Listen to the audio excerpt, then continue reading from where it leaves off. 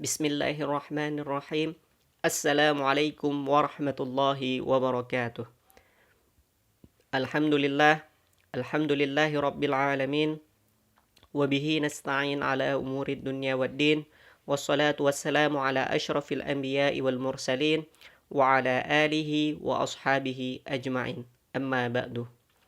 Nah, baik kawan-kawan sekalian, berjumpa lagi dengan saya Wasilin di channel kesayangan kita. Di video sebelumnya kita sudah pernah membahas apa itu jumlah, apa itu syibhul jumlah, pembagian jumlah, ada jumlah ismiyah, jumlah fi'liyah. Itu sudah pernah kita bahas di video kita sebelumnya. Buat kawan-kawan atau adik-adik yang baru datang, baru menyaksikan video kita, bisa menonton terlebih dahulu tentang pengertian jumlah. Karena pembahasan ini adalah berkaitan dengan pembahasan sebelumnya. Nah, baik. Di video kali ini, adik-adik dan kawan-kawan sekalian, kita akan membahas tentang apa itu mubtada, apa itu khabar, kemudian bentuk mubtada itu bagaimana, bentuk khabar itu bagaimana. Terus kita akan membahas tentang apa sih kaitannya jumlah mubtada dengan balaghah. Nah, untuk itu buat adik-adik yang penasaran bisa tonton video kita sampai selesai. Nah, baik, untuk persingkat waktu kita akan ke pembahasan kita hari ini. Al-mubtada wal khabar. Nah, al-mubtada ismun marfu'un yaqa'u fi awalil jumlah. Mubtada itu adalah isim marfu yang berada di awal kalimah. Ingat, mubtada itu selalu adanya di awal kalimat. Nah, dia bentuknya isim yang bagaimana? Isim marfu. Nah, apa itu marfu? Buat kawan-kawan dan adik-adik, sebelum kita masuk ke pembahasan marfu, yang belum subscribe, tolong bisa di-subscribe channel kita, nyalakan loncengnya untuk mendapatkan video-video kita yang lainnya. Nah, balik lagi ke marfu. Nah, apa itu marfu? Marfu itu artinya yang diangkat. Nah, asal kata marfu itu dari rafa'ah. Rafa'ah. Nah, jadi secara bahasa artinya diangkat. Nah, kalau secara nahwu artinya marfu itu dhammah. Dhammah untuk kata yang mufrad atau tunggal. Kemudian marfu itu alif untuk kata yang mutsanna. Mutsanna itu bentuknya untuk yang dua. Nah, misalnya kita mau bilang tadi pertama kan mufrad dhammah itu kitabun, satu buku. Kalau dua buku, kitabani. Nah, contohnya seperti ini ya. Untuk musanna ya, contohnya kitabun, kitabani, kitabani.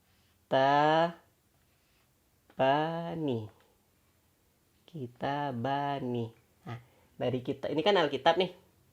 Nah, mau buat dua buku, jadinya tinggal ditambah alif dan nun di akhirnya. Nah, bentuk marfu'nya seperti apa? Alif dan nun, yaitu alif. Nah, alif ini bentuk marfu'nya untuk musanna, bentuk dua. Kemudian waw. Waw itu untuk jamak. Nah, jamak itu bentuknya banyak. Ya. Contohnya, dan waw ini khusus dia untuk jamak mudzakkar salim. Contohnya muslimuna. Nah, muslimuna kurang mim ya. Muslimuna. Nah, muslimuna. Ini waw. Kalau kata dasarnya kan muslimun. Muslimun berarti seorang laki-laki yang muslim, artinya muslimuna berarti orang banyak laki-laki muslim, muslimuna. Nah, dia jamak mudzakkar salim. Nah, pembahasan mudzakkar juga udah pernah kita bahas di video kita sebelumnya. Yang belum tonton bisa tonton dulu tentang video tersebut. Nah, itu dia tentang marfu. Jadi ingat, marfu itu kalau mufrad dengan dhammah, kalau musanna dengan alif, kalau jamak dengan waw. Nah, jadi balik lagi al-mubtada ismun marfu'un yaqa'u fi awalil jumlah. Jadi udah ngerti, baik itu dia tunggal maupun dia musanna maupun dia jamak, udah tahu bentuk marfu. Nah, jadi isim marfu yang berada di awal jumlah itu namanya mubtada. Nah, ini salahnya ada sasik ini. Nah, mubtada. Nah, contohnya mubtada. Tadi kita udah kenal apa itu mubtada. Sekarang bentuk-bentuk mubtada. Mubtada itu semua bentuknya isim. Nah, dan isim yang bagaimana? Ada isim ma'rifah. Dia rata-rata untuk mubtada itu isim ma'rifah. Dan pembahasan isim ma'rifah juga udah pernah kita bahas di video kita sebelumnya. Apa-apa aja isim ma'rifah itu. Nah, contohnya al-kitabu. Masuk alif al, ini isim ma'rifah. Dia al-mubtada. Kemudian ana, ini ismu domir, ini domir. Kemudian dzalika, ini isim isyarah, kata tunjuk, kata keterangan tunjuk. Nah, bentuk kita al-kitabu normal, biasa, dhammah dia, marfu posisinya. Di awal jumlah dia marfu dengan dhammah. Jelas, mufrad. Nah, sekarang masuk ke ana, domir. Kok barisnya ana itu? Nah, ana barisnya alif di sini. Alif kan nggak ada baris, sukun dia. Dia ana ini isim domir mabniyun. Ingat pembahasan kita sebelumnya? Isim domir itu bentuknya selalu mabni, baku. Dia nggak akan berubah baris ana ini. Nah, dia selalu sukun, selalu seperti ini bentuknya. Atau biar lebih enak lagi, anta, kita buat anta. Anta, kamu laki-laki. Kamu laki-laki nih, akhir dari katanya selalu fathah, nggak akan berubah. Nggak akan berubah dia. Dia nggak akan berubah menjadi antu, nggak akan. Nah, kalau anti udah beda lagi makna. Kamu perempuan, dia nggak akan berubah, selalu seperti ini. Nah, mabni alal fathi, akan tetapi dia menggantikan posisi marfu, yaitu posisi mubtada. Jadi isim domir juga, jika dia di awal kalimat, dia dikatakan mubtada. Kemudian dzalika, sama juga. Dzalika ini tidak akan berubah. Harokat akhirnya tidak akan berubah. Tetap zalika, nggak akan jadi zaliki atau zaliku. Dia mabni ya. Dan dia awal jumlah, dan dia mubtada. Nah, sekarang khobar. Kita bahas apa itu khobar.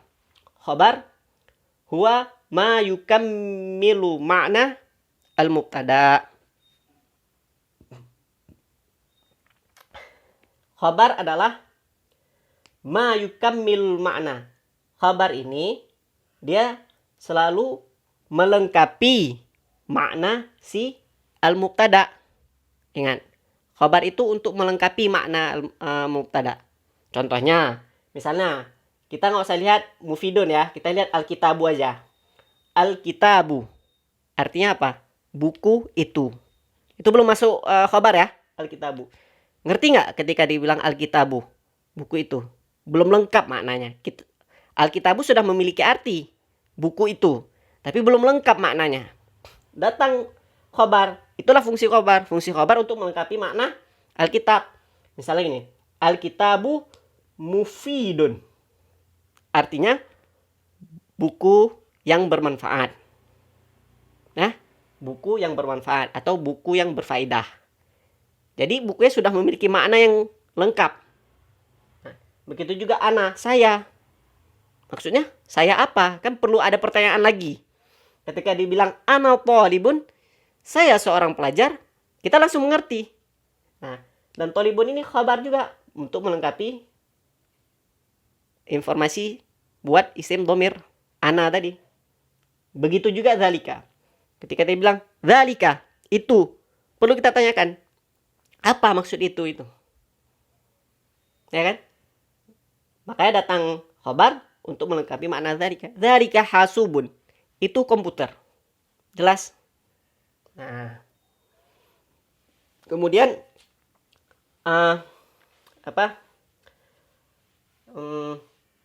khobar dia selalu bentuknya sifat pada umumnya.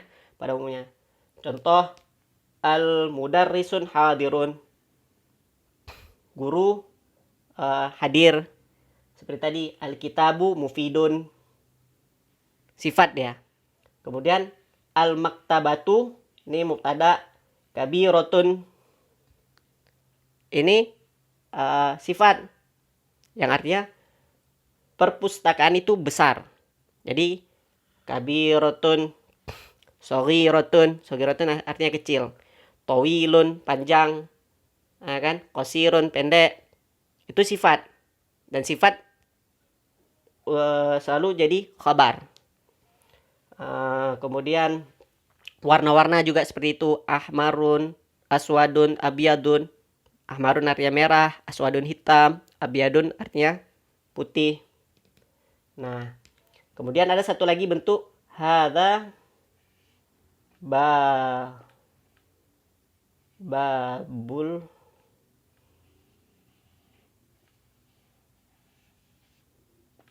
fasli. Hadza babul fasli. Ini pintu kelas. Nah, babul fasli ini syibhul jumlah. Nah, kalau tadi kan satu-satu aja kata nih. Nah ini, hadirun, kabirotun, mufidun, kan satu dia.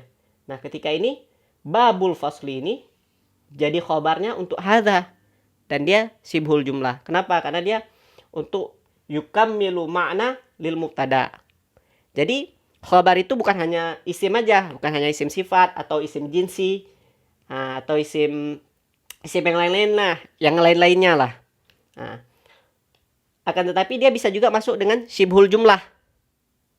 Ada juga syibhul jumlah ini, ya kan? Babul fasli.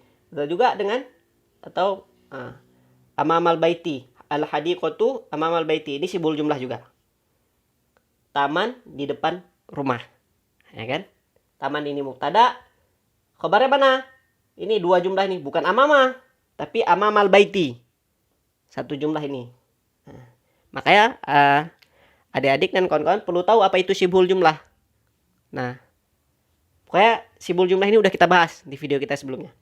Nah, kemudian ada juga satu lagi, khabarnya itu jumlah fi'liyah. Gimana sih bentuknya? Nah, Muhammad ini fi'il, ya kan? Karena dia bentuknya Muhammad ini isim, dia mubtada. Kemudian ada kata kerja setelahnya, zahaba ilas suq. Nah, ini kan kata kerja. Jadi dia jumlah fi'liyah. Nah, bukan khobarnya jadi jumlah fi'liyah untuk melengkapi keterangan si Muhammad.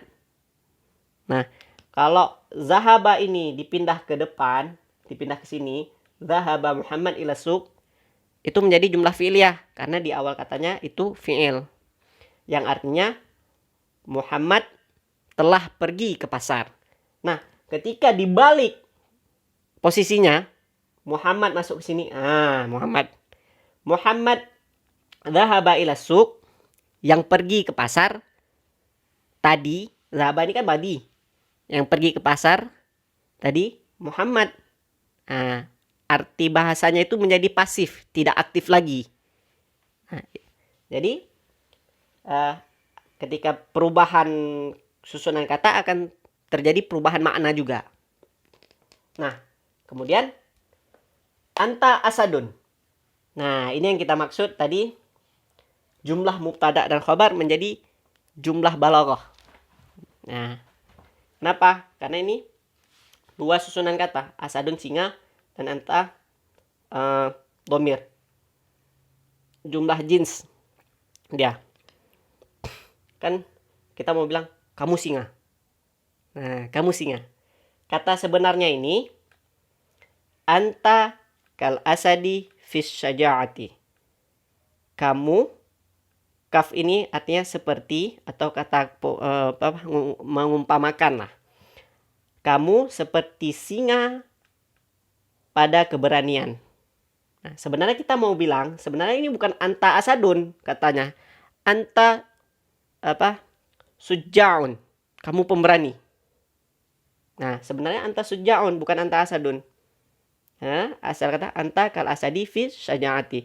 Jadi, untuk dapat mubalaghah bahasa yang bagusnya, jadi dikiaskanlah saja'ah tadi itu menjadi asad karena sifat asad itu kan berani. Jadi maka jadi anta asadun, kamu singa. Dan bentuk kata seperti ini, jumlah mubtada khobar ini adalah kata pujian yang paling bagus. Kenapa? Karena dia tidak perlu menggunakan adawatu tasbih, alat untuk mengumpamakan. Tadi kan kaf nih alatnya untuk mengumpamakan. Sama keterangan wajihus syibhi. Ada dikasih keterangan di mana sih keberanian di saja'ah. Nah, ketika orang mengatakan kamu singa, berarti ini bukan hanya berani, kekar, hebat, raja, semua lengkap. Ini pujian yang paling sangat tinggi ketika orang Arab memanggil kita anta asadun. Nah, sama juga kalau misalnya gini kita bilang, kalau cewek misalnya anti jamilah, biasa aja kan, kamu cantik, biasa aja, cantik aja.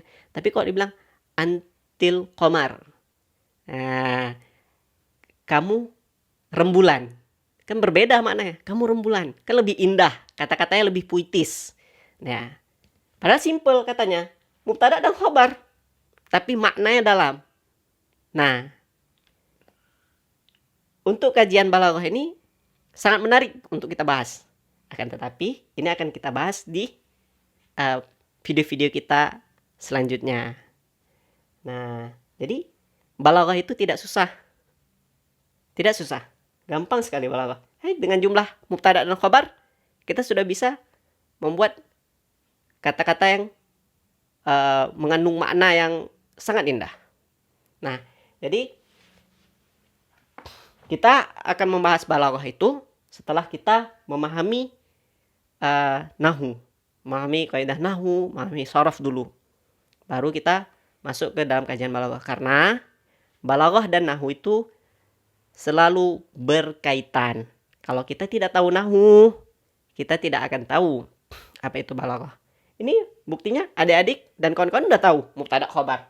Udah bisa buat ini kata-kata yang balaghah. Anta asadun. Gampang kan? Nah, balaghah itu tidak susah, gampang dan sangat menarik pembahasannya. Nah, buat adik-adik sekalian, mungkin sampai di sini pembahasan kita kali ini.